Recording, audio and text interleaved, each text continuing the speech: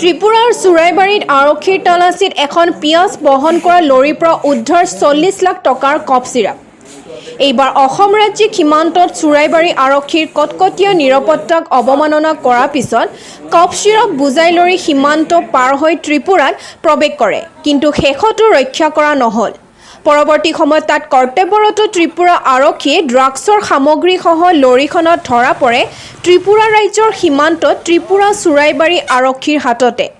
জানিব পৰা গৈছে যে সোমবাৰে পুৱা এখন আৰক্ষী লৰীৰ চকা UP7HC 3534 নম্বৰ লৰীখন আৰক্ষীয়ে সন্মুখত চেক কৰা দেখি চালকজনে পলায়ন কৰে। লৰীখন ঘেৰি ৰখাৰ পিছত আৰু তালাচী চলাই গাড়ীৰ ভিতৰৰ পৰা 8,000 বটল কাহৰ চিৰাপ উদ্ধাৰ কৰে আৰক্ষীয়ে।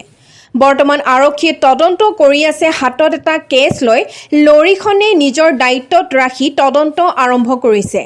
ইফালে লৰীখন অসম সীমান্তৰ অন্তৰ্গত চুৰাইবাৰী আৰক্ষীৰ কটকটীয়া নিৰাপত্তাৰক্ষী ভাঙি ত্ৰিপুৰা পালেগৈ থকাৰ বাবে অসম আৰক্ষীৰ ভূমিকালৈ ৰাইজৰ মনত নানা প্ৰশ্ন আহিছে।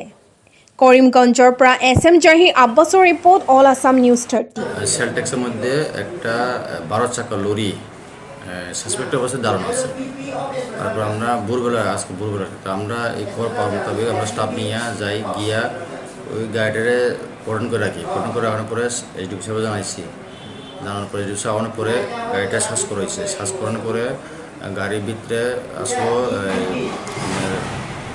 পেঁয়াজের বস্তা। ওই পেঁয়াজের বস্তার ভিতরে টোটাল 8,000 বোতল কফ সিরাপ পাওয়া গেল।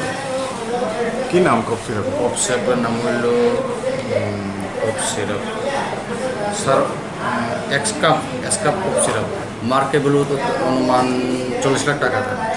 গাড়ির নাম হইল UP7HC N 3534, 12 চাকার ট্রাক। সম্ভবত বাইরে উত্তরপ্রদেশ দিক থেকে আগরতলা দিকে যাওয়ার উদ্দেশ্য আসলে গাড়ির মধ্যে লুট করা ছিল। যেহেতু গাড়িটা পেয়েছে নিশ্চয়ই তো চালকের কোনো নথিপত্র তদন্ত আমরা এই মোতাবেক একটা NDPS কেস দিয়ে মামলা তদন্ত শুরু করেছি।